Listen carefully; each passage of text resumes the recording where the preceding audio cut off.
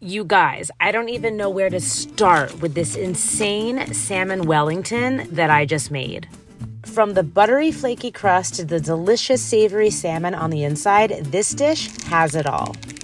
Of course, we have to start with none other than this gorgeous fillet of Atlantic salmon from MOWI. First things first, we have to remove the skin from the salmon.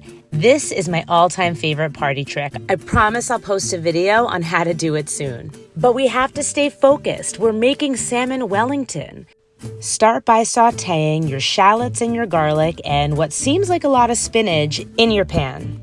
Throw in your dill, your cream cheese, your feta cheese, and then, of course, lemon zest. 1 egg yolk to give it a little bit more flavor and bind everything together. Place that gorgeous mixture aside, and then it's time to work on our egg wash. Super simple, it's just an egg and a little bit of milk.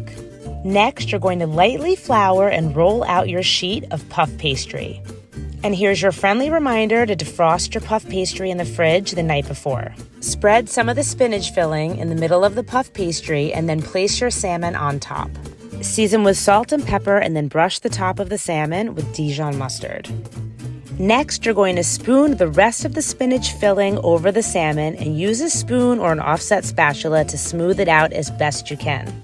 Trim any excess pastry dough that you have, leaving an inch border around the piece of salmon. Gently fold over the top of the puff pastry, pressing out any air bubbles. Seal the puff pastry closed around the edges using your fingers.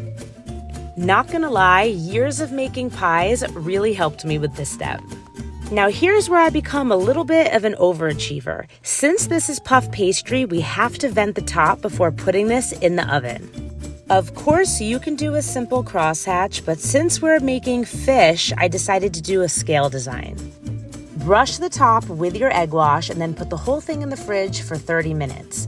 While that's chilling in the fridge, you want to preheat your pan for at least 30 minutes before popping that baby into the oven.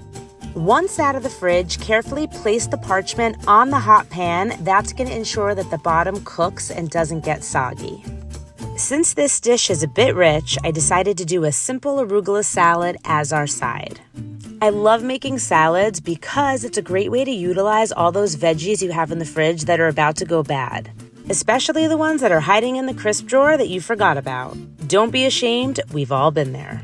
And of course, sous chef Lenny had to grace us with her presence. She loves getting in there and helping me cook, especially salad. Cucumbers are her kryptonite.